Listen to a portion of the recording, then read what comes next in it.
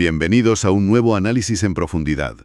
Hoy vamos a meternos con un tema, un tema de los que hacen pensar. De los buenos. Sí. Vamos a analizar la transcripción de un vídeo que se atreve a tocar uno de los pilares de nuestra cultura. Ni más ni menos. Y lanza una pregunta que, la verdad, es tan simple como explosiva. La pregunta es, ¿y si Adán no fue el primer ser humano? Tela. Nuestra misión hoy va a ser esa, desglosar los argumentos que se presentan, esta idea de una humanidad preadámica. Eso es. Veremos qué dice el propio Génesis, qué dice la ciencia y, claro, las implicaciones teológicas que son enormes. Efectivamente. Y lo más curioso es que, aunque parezca un debate súper moderno, de ahora, del choque entre ciencia y fe, Claro, de la genética y todo eso. pues no es tan nuevo. Para nada. La idea tiene unas raíces, sorprendentemente profundas. Ya la discutían antiguos rabinos y algunos teólogos hace siglos. ¿Ah, sí? Sí, sí. Así que lo que haremos será analizar cómo la fuente construye su argumentación, poniendo cara a cara la visión de siempre con esta otra que, como digo, de nueva, tiene poco. De acuerdo, pues vamos directos al lío. Al libro del Génesis, al origen de todo. Vamos allá. A ver, todos conocemos más o menos la historia. En el capítulo 1, versículo 27, se nos dice: «Creó Dios al hombre a su imagen». A imagen de Dios lo creó. Varón y hembra los creó. Exacto.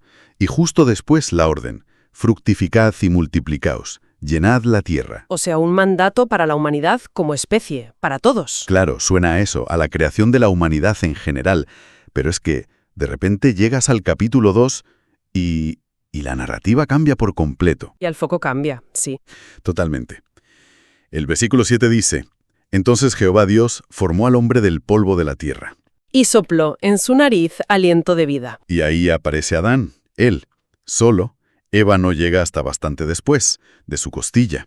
Así que la pregunta que plantea la fuente es inevitable. ¿Son dos relatos del mismo evento o dos eventos distintos? Esa es la clave de todo. A ver, la interpretación tradicional, la que ha dominado la teología durante casi 2 milenios, sostiene que no hay dos creaciones. ¿Y entonces? Lo que dice es que el capítulo 2 es una recapitulación. Una recapitulación. Sí, imagínalo como un zoom. El capítulo 1 te da el plano general, los 6 días de la creación, y el capítulo 2 coge la cámara y se acerca para darte los detalles del sexto día. Un primer plano, digamos. Justo. Un primer plano de la formación de Adán en el jardín. Es un recurso literario que, ojo, era súper común en los textos antiguos de esa zona. De hecho, Génesis 2.4 empieza con una palabra hebrea toledot, que suele significar «esta es la historia de» o «estas son las generaciones de». Ah, como una introducción a un nuevo capítulo, más detallado. Exacto. A menudo introduce una explicación de algo que ya se ha contado por encima. Vale, me entiendo la idea del zoom, la explicación literaria. Pero, sinceramente, siempre me ha sonado un poco a parche.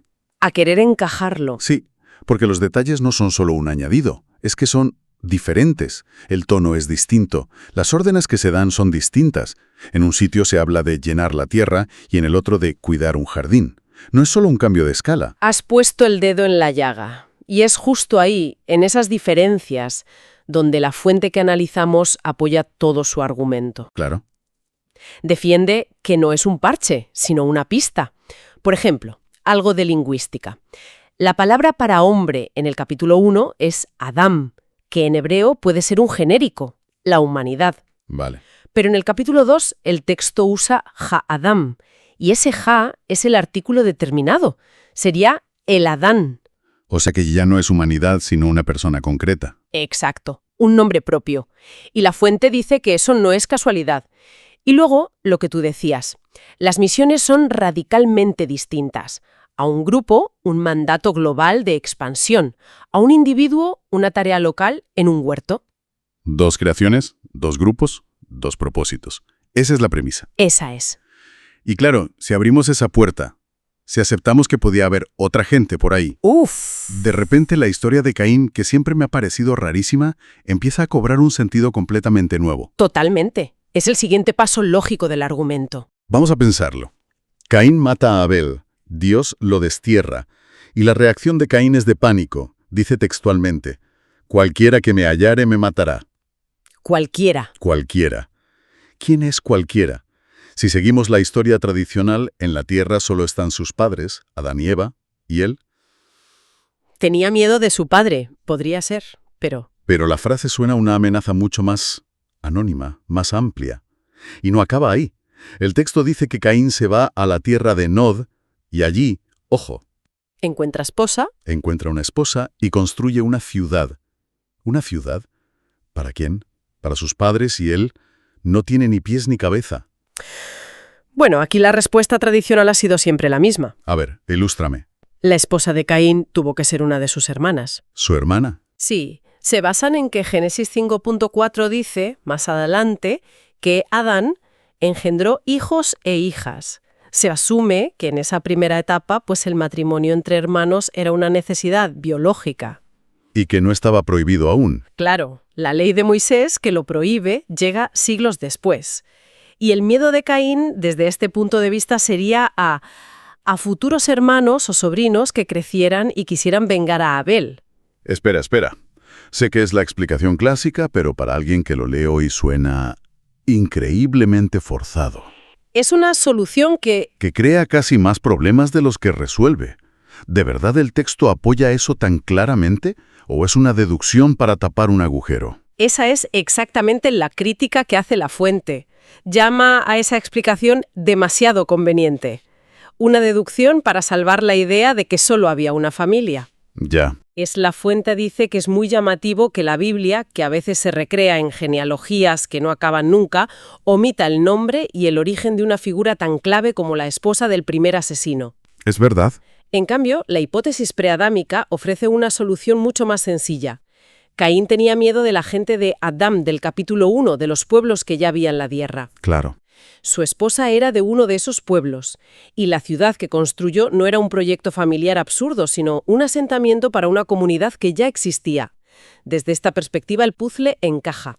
Encaja sin forzar las piezas. Y aquí es donde la fuente sale del análisis del texto y le da un golpe en la mesa a la cronología tradicional usando la ciencia. Un golpe muy fuerte, sí. Porque si Adán vivió, según los cálculos que se hacen con las genealogías de la Biblia, hace unos 6.000 años. Que es la cifra que se suele dar. Datado en unos 12.000 años. O sea, fue construido por una sociedad organizada con arquitectura monumental. 6.000 años antes de Adán. 6.000 años antes. Y luego está la genética, que nos lleva todavía más atrás. La fuente menciona que los humanos modernos, que no somos de ascendencia africana, compartimos entre un 1 y un 4% de ADN con los neandertales. Lo que significa que nuestros ancestros se cruzaron con ellos. Claro. Y los neandertales se extinguieron hace unos 40.000 años. Y eso sin hablar de la Eva mitocondrial, nuestra antepasada común por línea materna, unos 150.000 años. O el Adán cromosoma Y, que se va a los 200.000 o 300.000 años. Las cifras marean. Lo fascinante es cómo la fuente usa estos datos. No dice, la ciencia demuestra que la Biblia es falsa. ¿Qué sería lo fácil? Sería lo simplista. El argumento es mucho más sutil. La ciencia nos obliga a leer la Biblia de otra manera. A reinterpretarla. Si la evidencia de nuestra especie, del Homo sapiens, se remonta a cientos de miles de años, Adán, si existió hace 6.000, no puede ser el primer ser humano en sentido biológico. Simplemente, las cuentas no salen. Ya, pero un creyente tradicional podría decir que los métodos de datación, como el carbono 14, no son infalibles.